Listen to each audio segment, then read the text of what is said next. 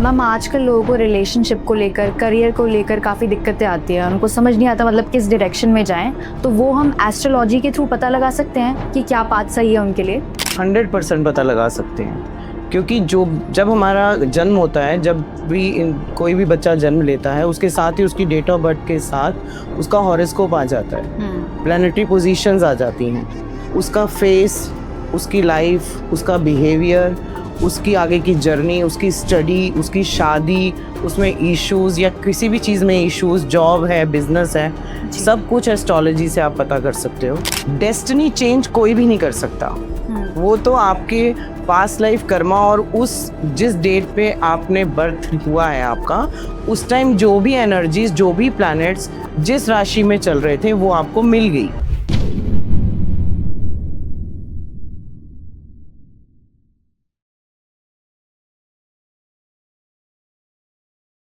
Do you have something to share? आपका experience, आपकी story जो आपको दुनिया तक पहुंचानी है। सो जुड़िए टीवीटी ट्रिनिटी से। We have over 18K plus subscribers on YouTube, 500 plus episodes and 15K plus organic followers on Instagram.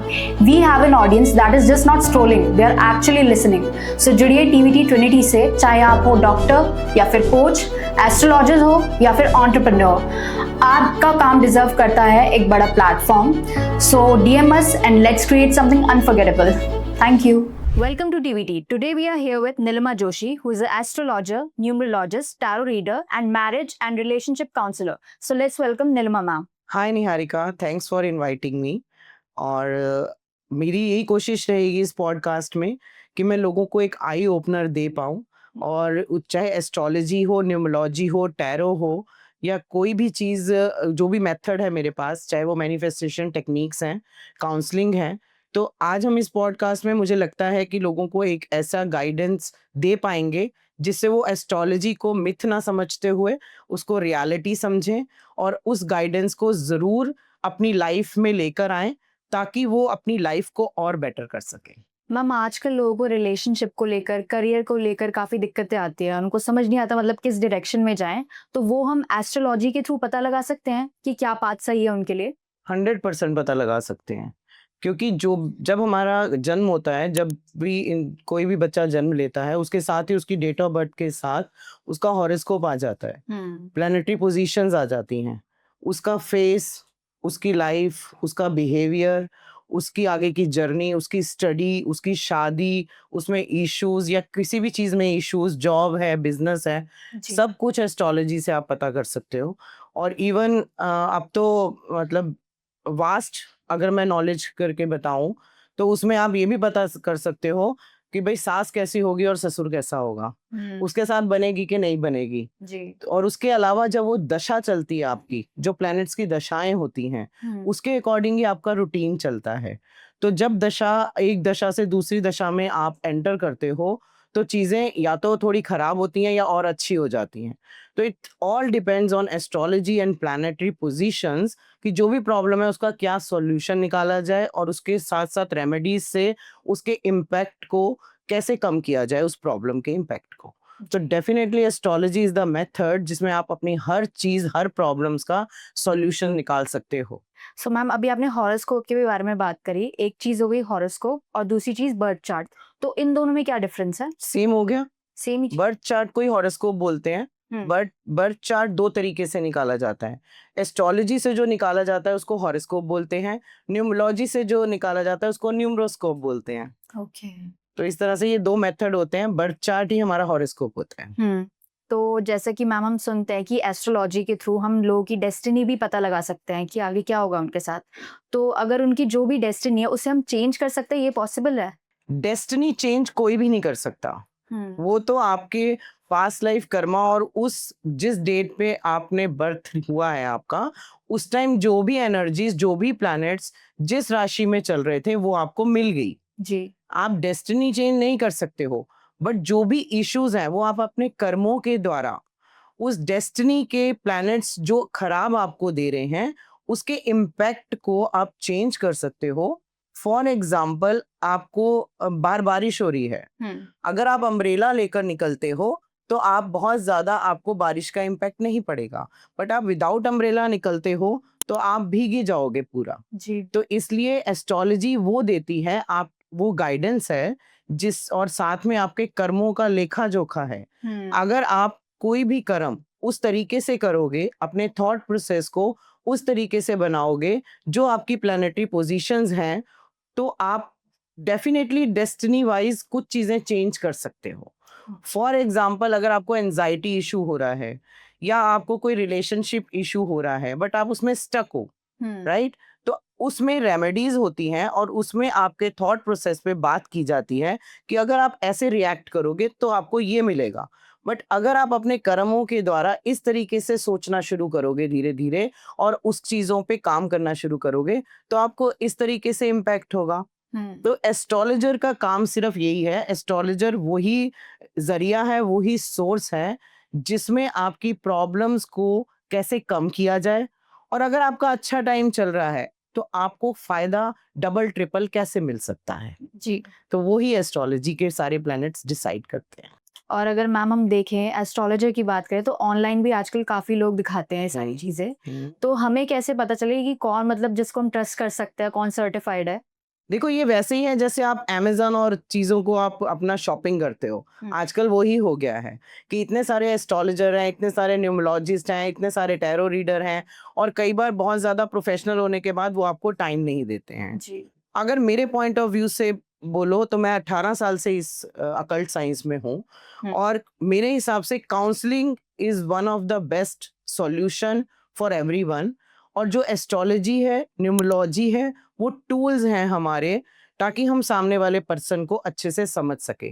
तो ये तो आपको एक्सप्लोर करना पड़ेगा और आपको शायद डिफरेंट डिफरेंट जगह जाना भी पड़े, और जिससे आप कनेक्ट होगे, और नेचुरली डॉक्टर की दवाई लग जाए तो उस पर ट्रस्ट होता है, तो एस्ट्रोलॉजर्स की रेमेडीज लग जाए तो आपके प्रॉब्लम का सोल्यूशन निकल आएगा।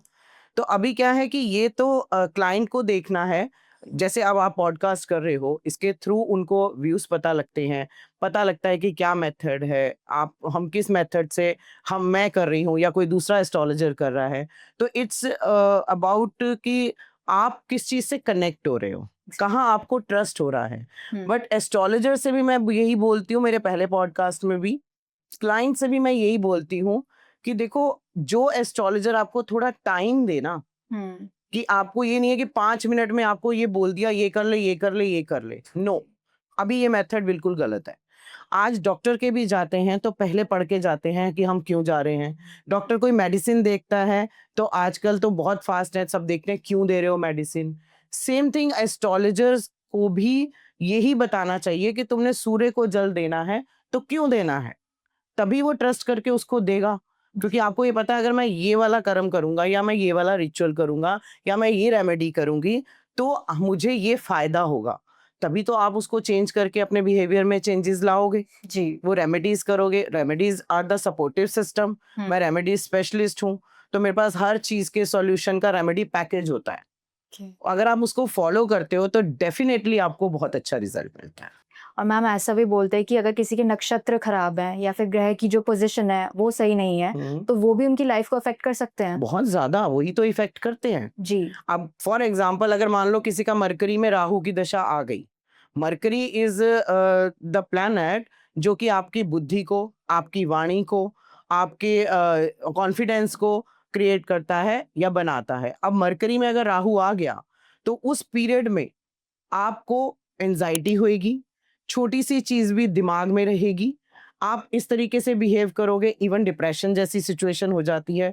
अब उस 3 साल में उसको एक गाइडेंस की जरूरत होती है कि तेरा नेक्स्ट टाइम अच्छा है, तो इस टाइम पे आप अपनी चीजों को ओवरथिंक मत करो, आप आगे का वेट करो, हैव पेशेंस। अभी तुम्हें जो चीजें मिलेंगी वो उतने अच्छी नहीं मिलेंगी जितना तुम होप कर रहे हो।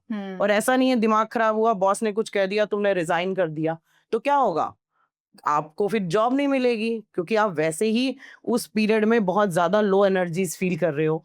फिर यहाँ पर एस्ट्रोलॉजर का काम आता है कि उस टाइम पे आप उसको कुछ ऐसे सॉल्यूशन दो कि वो अपनी प्रॉब्लम के इम्पैक्ट से निकल पाए। तो वो चीज जो है वो फिर थोड़ा टाइम बाद आपका अच्छा टाइम भी आता है। कभी ना तो किसी का हॉरोस्कोप परफेक्ट होता है और ना ही ये होता है कि बहुत खराब होता है। हर हॉरोस्कोप में सॉल्यूशंस होते हैं, हर दशा में सॉल्यूशंस होते हैं। कब आपको एग्रेसिवली किसी काम को करना है पैशन से, कब आपको हम्बल रहना है, वो एस्ट्रोलॉजर बताता है आपको। मैम हमारी ऑडियंस के भी काफी क्वेश्चंस थे कि एस्ट्रोलॉजी जो होती है वो एक्चुअली साइंस होती है या फिर सुपरस्टिशन होती है। इस चीज ने कंफ्यूजन कर दिया लोगों को। देखो एस्ट्रोलॉजी वैसे ट्रूली एक साइंस है, ठीक है, उसमें मैथमेटिकल कैलकुलेशंस हैं, और उसके अलावा जो सुपरस्टिशियस तो नहीं मैं कहूँगी, क्योंकि मैं astrology is my worship only. और एस्ट्रोलॉजी में आज मेरा मूड खराब है, मुझे ये भी पता होता है, इतनी छोटी सी बात, ठीक है। तो आप उसको एक साइंस इसलिए मैं बोलूँगी क्योंकि वो एक कनेक्टिविटी जो आपको दे रही है, एक, अगर आप मेरे से पूछो कोई अभी डेट ऑफ बर्थ और मैं चार्ट बनाऊं आपके बिना बोले, अगर मैं आपके बारे में सब कुछ बता दूं तो वो क्या होगा, वो टेक्निकल मुझे चीज पता है वही पता लगेगा। बट सिर्फ टेक्निकलिटी नहीं होती है एस्ट्रोलॉजी में। अगर आप एस्ट्रोलॉजी के प्लैनेट्स को पढ़, आप देखोगे, आप 10 एस्ट्रोलॉजर के पास जाओगे, वो 10 तरीके की चीजें अलग अलग बताएंगे जी। क्योंकि किसने उस चीज को पॉजिटिवली हैंडल किया है, किसने प्लैनेट्स को अच्छे से समझा है और उसके साथ कनेक्ट किया है। जो सुपरस्टिशियस तो नहीं, मैं सुपर पावर्स जरूर बोलूंगी कि आपके डिवाइन के अंदर इतनी पावर्स है, यूनिवर्स के अंदर इतनी एनर्जीज है। अगर एस्ट्रोलॉजर्स की एनर्जी यूनिवर्स से कनेक्ट है तो वो एक जरिया बनता है उस भगवान की आवाज उस क्लाइंट तक पहुंचाने के लिए, जो शायद वो उस टाइम, ईश्वर तो आएगा नहीं, गॉड तो आएगा नहीं आपको बताने के लिए, बट आप एक एस्ट्रोलॉजर की एक ड्यूटी होती है कि वो उनको सही गाइडेंस दे। और वो चाहे वो साइंस पढ़ी हुई होती है, पूरी स्टडी होती है इसकी, और पूरी कैलकुलेशंस होती है, और देन योर स्पिरिचुअल पावर्स होती हैं। और जो मेरे हिसाब से सबसे ज्यादा जरूरी है इन सबसे ऊपर, लिसनर बनना बहुत जरूरी है। अगर आप क्लाइंट की प्रॉब्लम सुन नहीं सकते तो आप सॉल्यूशन नहीं दे सकते हो। इसके अलावा, क्योंकि जब तक वो अपने नेगेटिव इम्पैक्ट से पॉजिटिव इम्पैक्ट में नहीं आएगा, जब तक वो अपने उस प्रोसेस को नहीं करेगा, तब तक एस्ट्रोलॉजर कुछ भी बोलता रहे, वो कुछ नहीं करेगा, सुनेगा और चला जाएगा जी। तो counselling is the best thing जो कि आप को देनी पड़ेगी। एक साइकोलॉजी का भी फर्ज निभाना पड़ेगा, एक डॉक्टर का भी, एक एस्ट्रोलॉजर का भी, और एक अच्छे फ्रेंड की तरह भी। आप विदाउट एनी जजमेंटल आप अपने क्लाइंट से डील करना चाहिए। तो मैम आपका कोई अभी तक आपके प्रोफेशन में एक्सपीरियंस रहा है ऐसा अपने क्लाइंट्स के साथ, कोई लाइफ चेंजिंग ऐसा एक्सपीरियंस जो आप बता सकते हैं? अभी तो कल ही हुआ लाइफ चेंजिंग, तो 18 साल में आप सोच भी नहीं सकते कि कितने डिवोर्स बचे हुए हैं, 14 साल बाद कितनी कंसीविंग हुई हैं। तो ऐसे तो मेरे पास बहुत सारे एक्सपीरियंसेस हैं, पर इसके अलावा मैं कल ही बताऊंगी आपको कि मेरे को यूके से कॉल थी।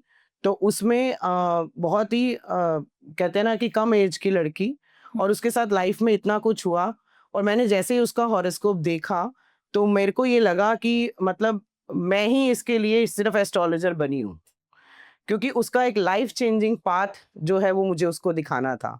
वो बहुत डिप्रेशन में थी, बहुत सारी गो थ्रू करके आई थी चीज़ों को, और एज कुछ भी नहीं थी। जी। तो उसको एक आई ओपनर देना कि आपको लाइफ में कैसे करना है, और उसका मेरे पास फीडबैक है जो उसने ये बोला कि सिर्फ भगवान ने आपको मेरे लिए भेजा है, क्योंकि उसको वो पता ही नहीं लग रहा था कि मैं कैसे रिएक्ट करूं। अब इतने रिलेशनशिप ब्रोकन हो चुके थे कि उसको आगे लग रहा था कि मैं किसी पे ट्रस्ट कर पाऊंगी कि नहीं कर पाऊंगी। तो अभी के लिए उसको यही एडवाइस दी गई कि just focus on your profession first. अभी रिलेशनशिप में जाना ही नहीं है, किसी भी रिलेशनशिप में, और अगर अभी भी रिलेशनशिप आपको इशू दे रहा है तो जस्ट मूव ऑन, और ये चीज आप करो, और उसके बाद 2 साल 3 साल बाद आपको एक बेटर रिलेशनशिप मिलेगा। जैसे कि मैम हमारे वन ऑफ द व्यूअर्स थे, तो उनका केस ये था कि उनके 3 बच्चे थे और वो काफी मतलब फैमिली भी काफी वेल ऑफ थी, तीनों सही पोजीशन पे थे, अच्छी पोजीशन पे थे, बट उनके बीच में क्या हुआ, कुछ बंटवारे का केस हुआ, तो उसमें काफी उन लोगों के बीच में अनबन हुई। तो आपको क्या लगता है कोई नेगेटिव एनर्जी है जो अफेक्ट कर रही है उनकी मतलब फैमिली को, या फिर क्या हो सकता है? देखो सो मैनी थिंग्स, आप एक चीज को नहीं फॉलो कर सकते जब तक हम उनका चार्ट नहीं देखेंगे। फर्स्ट ऑफ ऑल मैं बता नहीं पाऊंगी, बट ये जरूर मैं बता सकती हूँ, इज द बेसिक थिंग कि अभी तक जो चीज नहीं हुई थी वो अब क्यों हो रही है। ये क्वेश्चन है ना, कि अभी तक तो मेरे बच्चे जो हैं वो बहुत अच्छा चल रहे थे, ये एकदम से ये सब चीजें बंटवारे की क्यों हुई। रीजन बिहाइंड दिस कि कहीं ना कहीं उनकी कुछ दशाएं चेंज हुई हैं। आपको अभी पता ही है, लास्ट जो ट्रांजिशन चेंज हुआ, जो शनि का ट्रांजिशन चेंज हुआ और उसने राशि परिवर्तन किया 29 ऑफ मार्च को, उसके साथ 5 ग्रहों का जो कंजंक्शन एक राशि में आया, उसकी वजह से ही वार की स्थिति भी बन गई थी। तो सेम चीज यही है कि अगर वार वर्ल्ड वाइड चल रही है तो घरों में क्यों नहीं चलेगी? और उस टाइम किसी के चार्ट में वो पोजीशन कहाँ पर है, वो किससे इन्फ्लुएंस हो रहा है, किससे इनसिक्योर हो रहा है, और उसकी दशाएं अगर चेंज हो जाती हैं, दशाएं चेंज होके उसको ऐसी दशा मिल गई जिसमें उसका दिमाग खराब हो रहा है, इनसिक्योरिटी हो रही है, और उन्होंने रेस कर दिया कि मुझे तो मेरा हिस्सा चाहिए। हाँ जी। तो इस पीरियड में ही एस्ट्रोलॉजर काम आते हैं।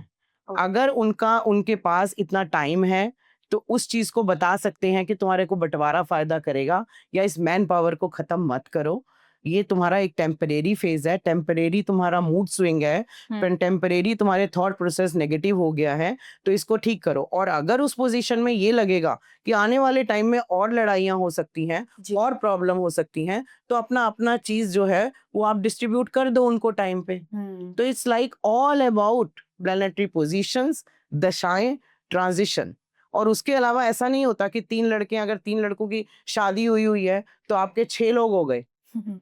उस टाइम किसकी एनर्जी चेंज हो रही है, कहाँ कोई डिस्कशन कर रहा है। तो this is the very vast thing, vast situation, कि उसमें आपको सबके हॉरोस्कोप देखने पड़ते हैं, कहाँ से रूट कॉज आ रहा है, कहाँ इसको आप ठीक कर सकते हो। It's all about like planetary positions. Ma'am, अब हम क्रिस्टल हीलिंग के बारे में बात करते हैं, तो एक बार आप बता सकते हैं कि क्रिस्टल हीलिंग जो है वो कैसे काम करता है? देखो, कोई भी हीलिंग है, फर्स्ट ऑफ ऑल आपका हीलिंग प्रोसेस जो होता है वो आपके ऑरा से रिलेटेड होता है। जब आपका ऑरा वीक हो जाता है, जिसने भी इस धरती पे जन्म लिया है उसके पास बहुत अच्छा ऑरा होता है। जब बचपन होता है ना तो बहुत अच्छा ऑरा होता है, बहुत सारी लेयर्स मिली होती हैं उसमें। एक एंसेस्टर की लेयर होती है, एक हमारी अपनी लेयर होती है, एक इस तरीके से पूरी लेयर्स के अकॉर्डिंगली होता है। जैसे जैसे बच्चा बड़ा होता है, बाहर की दुनिया से जुड़ता है, चीजें जो हैं वो लेयर्स जो हैं वो ब्लर होने लग जाती हैं, क्योंकि कई तरह के स्ट्रेस आपको दिखते हैं। आजकल तो बच्चों से ही शुरू हो जाते हैं, एजुकेशन वाइज कह लो, फिर शादी वाइज कह लो, बहुत सारी चीजें होती हैं। तो वो क्या होता है, जब आपका ऑरा वीक हो जाता है, आप जब एक यंग एज में जाते हो, तो कहीं ना कहीं बाहर की चीजें कुछ नजर होती है, कुछ ब्लैक मैजिक्स होते हैं आजकल बहुत ज्यादा चल रहे हैं, कुछ अपने स्ट्रेस हो रहे हैं, और अनदर प्लैनेटरी पोजीशंस होती हैं, आप लो एनर्जी फील करते हो। तो क्रिस्टल हो या कोई भी हीलिंग प्रोसेस हो, चाहे वो रेकी हीलिंग है, प्राणिक हीलिंग है, सेल्फ हीलिंग है, चाहे आप सॉल्ट पानी में डालते हो, आप डेली रूटीन में हीलिंग करते हो, क्रिस्टल्स जो हैं वो हीलिंग प्रोसेस है कि आपको। अब मैंने कितने क्रिस्टल्स पहने हुए हैं, रीजन बिहाइंड दिस कि क्रिस्टल जब आप एक भी यूज करते हो तो आपकी यूनिवर्स से कनेक्टिविटी के साथ साथ आपके ऑरा की हीलिंग करता है, ऑरा की क्लिंजिंग करता है। तो मतलब there are so many crystals, जो एक क्रिस्टल डालते ही आपकी लाइफ में आपके मूड को चेंज करना, आपको कोई अपॉर्चुनिटी नहीं मिल रही है, वो अपॉर्चुनिटी मिलना। जैसे for example pyrite is the money magnet crystal. अगर आप उसको अलग अलग फॉर्म में रखते हो, पहनते हो, उसकी अलग अलग तरीके से अच्छे तरीके से उसको चार्ज करके यूज करते हो, आपको मनी फ्लो होगा ही होगा। इसी तरह से रोज क्वार्ट्ज है, रोडोक्रोनाइट है जो आपके इमोशंस पे काम करता है, कार्नेलियन है जो आपके रूट चक्रा पे काम करता है, और सारा कुछ हमारे इस 7 चक्रा बेस्ड है। तो 7 चक्रा बेस्ड, अगर आपके चक्रास बैलेंस हैं तो कभी इशू ही नहीं आएगा कोई, आपके अंदर स्ट्रेंथ ही इतनी हो जाएगी। तो क्राउन चक्रा को एक्टिवेट एमेथिस्ट करता है। अगर आप कहीं भी मेडिटेशन कर रहे हो, कोई भी हीलिंग में जा रहे हो, आप एक एमेथिस्ट रख भी लोगे तो आपको मेडिटेशन में हेल्प मिलेगी। तो क्रिस्टल आपको हेल्प करते हैं उस नेगेटिव एनर्जीज या नेगेटिव चीजों से निकलने में। क्योंकि आपकी एनर्जी अच्छी होगी तो आप बिस्तर से उठ के काम पे जाओगे, नहीं तो आपकी एनर्जी लो है तो आप बैठे हो, आप लेजी हो रहे हो। तो क्रिस्टल आपको चार्ज करते हैं और कहीं ना कहीं मैनिफेस्टेशन में बहुत काम करते हैं, जो आप यूनिवर्स से मांग रहे हो। क्योंकि क्रिस्टल जो है वो फ्रीक्वेंसी बढ़ाते हैं तुम्हारी विशेस की, तुम्हारी प्रेयर की। तो अगर आपने कोई क्रिस्टल पहना है, इसमें तो मैनिफेस्टेशन के क्रिस्टल इतने सारे हैं, एंटी एडिक्शन क्रिस्टल्स हैं, ठीक है, ब्लैक मैजिक से बचने के लिए हैं, अडेप्शन के हैं, एक्सेप्टेंस के हैं, कॉन्फिडेंस के हैं। मतलब there are so many crystals जो अलग अलग तरीके से हील करते हैं। उस टाइम इंसान को किस चीज की जरूरत है, उसको कहीं ना कहीं क्रिस्टल या जेमस्टोन्स कंप्लीट करते हैं। और क्रिस्टल्स ये हैं कि एक तो नॉर्मल चार्जेस होते हैं, अच्छे से यूज कर सकते हैं लोग, डिफरेंट डिफरेंट कर सकते हैं, बहुत ज़्यादा रिस्ट्रिक्शंस नहीं होती हैं और उनको सिर्फ एक चार्ज करने का तरीका होता है, जी। तो उसको आप कर सकते हैं। ओके, और मैम अगर किसी को लग रहा है कि उसके घर में कोई नेगेटिव एनर्जी है या फिर ब्लैक मैजिक हो रहा है, तो उसको कौन सा क्रिस्टल यूज करना चाहिए? सबसे अच्छा है ब्लैक टर्मलिन, और अगर आपके ज़्यादा प्रॉब्लम्स भी आ रही हैं तो टाइगर आई अनदर बेस्ट क्रिस्टल जिसको आप यूज़ कर सकते हो। इसको हम राहु का क्रिस्टल भी बोलते हैं, क्योंकि कभी कभी जो भी विघ्न और हर्डल्स आते हैं वो राहु के कारण आते हैं। तो अगर आप टाइगर आई पहनते हो तो आपकी जो भी स्टक हो रहा है, डील नहीं हो रही है, वो हो जाएगा। अगर आपको फील होता है किसी की नज़र लग गई है तो black tourmaline is best for, और या फिर टर्कॉइज भी बहुत अच्छा है। टर्कॉइज तो आने वाली आपकी कोई भी प्रॉब्लम को अपने ऊपर ले लेता है। जी, और अगर मैम रिलेशनशिप से रिलेटेड इश्यूज है तो rose quartz is the best, it's common thing, but red jasper भी कहीं ना कहीं काम करता है। इवन स्टेबिलिटी और एक्सेप्टेंस के लिए आपको लेब्राडोराइट भी बहुत अच्छा काम करता है। ओके, सो मैम लोगों को आजकल लाइफ से रिलेटेड बहुत सारे इश्यूज होते हैं, करियर हो गया, लव लाइफ हो गई, जो भी हो गए, तो आपको क्या लगता है उन्हें एस्ट्रोलॉजी चुनना चाहिए, न्यूमरोलॉजी चुनना चाहिए, टैरो रीडिंग चुनना चाहिए, तो क्या बेटर है उनके लिए? देखिए, अगर आपके पास date time and place of birth accurate है तो astrology is the best thing. But कभी कभी क्या होता है, क्योंकि मेरे पास सारी मोडालिटीज की नॉलेज है, तो एस्ट्रोलॉजी और न्यूमरोलॉजी का मैं कॉम्बिनेशन अपने क्लाइंट्स को सजेस्ट करती हूँ।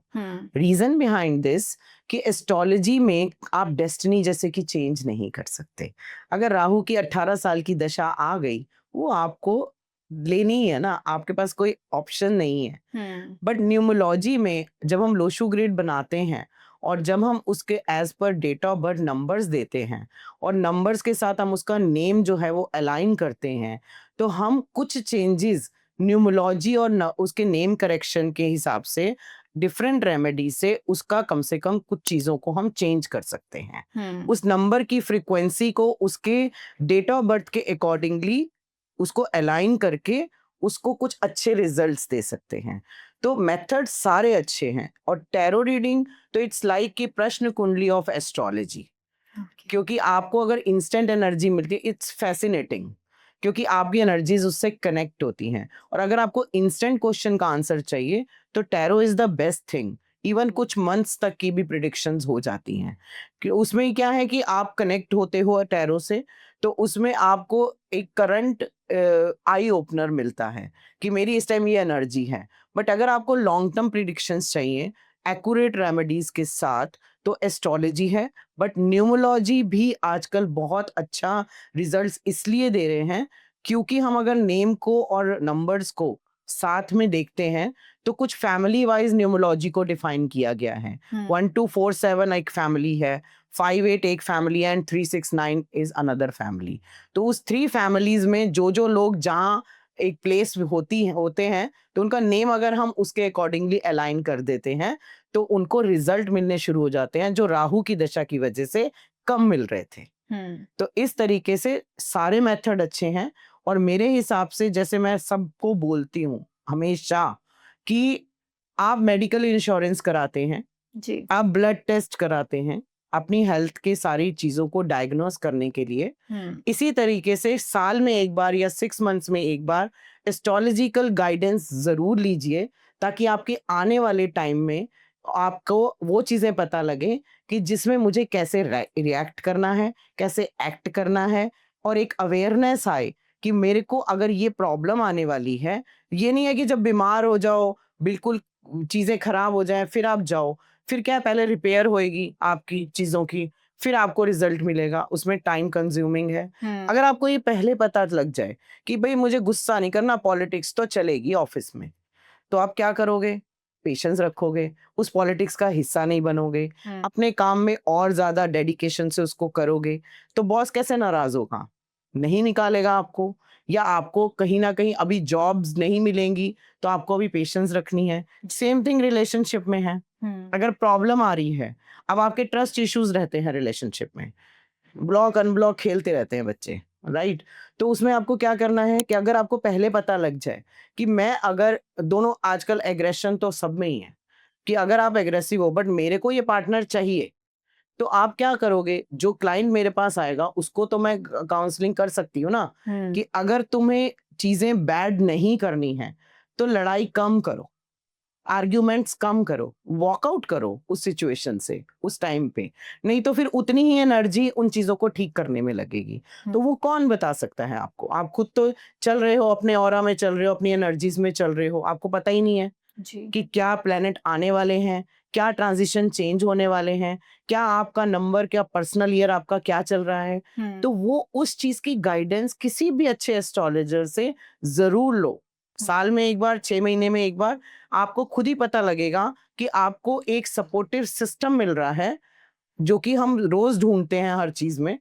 तो एक मल्टीविटामिन की तरह चीजें मिल रही हैं आपको, जो आपके मसल्स को भी स्ट्रांग रखेंगी, मेंटली और फिजिकली, जैसे कि आपकी लाइफ को थोड़ा सा और बेटर बना सकेंगी। और मैम ये होता है कि जन्म कुंडली जो होती है उसमें क्या होता है, बचपन में जो भी मतलब हमें नाम रखना है वही हम चेक करते हैं अपनी जन्म कुंडली, फिर उसके हिसाब से रखते हैं।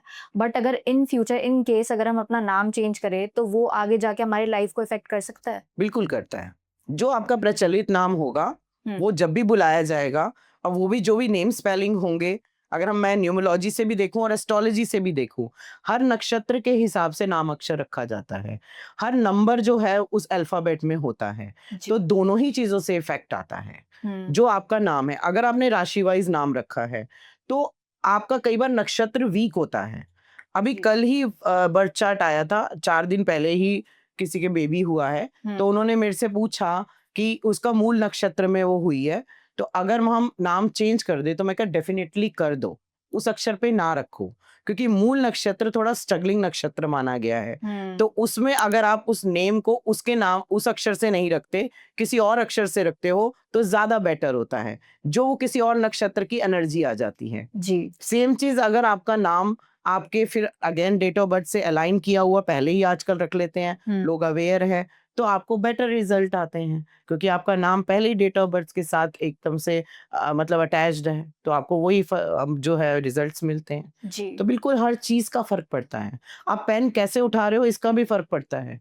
आप किसी चीज को, नजरिए को कैसे देख रहे हो, इसका भी फर्क पड़ता है। ऑल एनर्जीज जो है वो आपको इफेक्ट करती ही हैं। जी। तो नाम तो बहुत बड़ी चीज है, वो तो करेगा ही। और अगर मैम किसी के बर्थ चार्ट में कोई ब्लॉकेज हो तो वो हम कैसे आइडेंटिफाई कर सकते हैं? उसमें भी बहुत सारी पोजीशंस हैं, जैसे शनि राहु केतु। जैसे शनि राहु किसी के भी हॉरोस्कोप में होता है, तो किसी ना किसी चीज में, जिस भाव में वो बैठा है, उसकी ब्लॉकेजेस आपको देखने को मिलेंगी ही। सेम चीज जैसे शुक्र राहु मंगल की युति हो गई, आपका रिलेशनशिप ब्रोकन है ही है, आपके मल्टीपल रिलेशनशिप्स है ही हैं, आप उसको नहीं रोक सकते। तो उस चीज को रोकने के लिए आपको कम से कम उसके इम्पैक्ट को कम करने के लिए एस्ट्रोलॉजिस्ट की जरूरत पड़ेगी ही पड़ेगी। क्योंकि अगर एक से दूसरा टूटेगा, ये तो कंफर्म है कि अगर आपका शुक्र मंगल राहु है, चाहे वो एंगेजमेंट तक जाकर टूटे, चाहे वो एक रिलेशनशिप में होंगे तो दूसरा आएगा, क्योंकि वीनस को ब्लॉक कर देते हैं राहु और मंगल की एनर्जी। तो इस तरीके से हजारों ब्लॉकेजेस हो सकती हैं, पर वो है कि वो ही दिखाना पड़ेगा। किसी भी चीज के साथ, किसी भी प्लेनेट के साथ अगर राहु बैठा है, उसमें कुछ ब्लॉकेजेस आएंगी ही आएंगी। जी। तो इट्स लाइक कि आपके हॉरोस्कोप में आप देख सकते हो कि अगर चंद्र राहु के साथ बैठा है तो क्या ब्लॉकेज आती है। आप हमेशा नेगेटिव सोचोगे, एक सिचुएशन में वो इंसान हमेशा पहले नेगेटिव चीज देखेगा, ओवर थिंक करेगा, ठीक है। इसी तरह से मंगल राहु, जो शायद सारे 2000 बॉर्न ऑनवर्ड्स लोगों के आ रहे हैं, सब में मंगल राहु है, और वो ही गुस्सा है, जी। ठीक है, वही नाराजगी है, खुद से ही नाराज रहते हैं, ठीक है, और रिएक्ट करते हैं। तो वो सारी चीजें, ये ब्लॉकेजेस ही है ना, क्योंकि आप अपने गुस्से को मतलब वो कर ही नहीं पाते हो, कंज्यूम ही नहीं कर पाते हो। और फिर अगर हम एस्ट्रोलॉजर के पास जाते हो, तो हम उसकी एनर्जीज को अलग जगह डाइवर्ट करते हैं, मल्टीपल काम करने को बोलते हैं कि इस बच्चे को, इसकी एनर्जीज को जो है वो कहीं ना कहीं वो चैनलाइज करो, किसी ना किसी और चीज में लगाओ, क्योंकि उसमें ज्यादा एनर्जीज आ गई हैं। जी। तभी तो आजकल छोटा 2 साल का बच्चा भी जैसे वो मोबाइल चलाता है, हम नहीं चलाते, बिकॉज बहुत एनर्जीज है बच्चों में आजकल। तो उसको चैनलाइज करना और कैसे करना, वो सब ब्लॉकेजेस को कैसे हटाना, वो अगेन आप अपना हॉरोस्कोप जरूर दिखाओ, उसमें पता रहता है। Thanks for watching this podcast. तो अगर आपको कोई भी गाइडेंस चाहिए फॉर रिलेशनशिप, करियर, बिजनेस या कोई भी चीज के लिए, तो I am there for you. तो आप मेरे से कनेक्ट कर सकते हैं, इंफॉर्मेशन स्क्रीन पर दी हुई है। तो आपको कभी भी काउंसलिंग या किसी भी चीज की जरूरत लगती है, तो प्लीज कनेक्ट मी।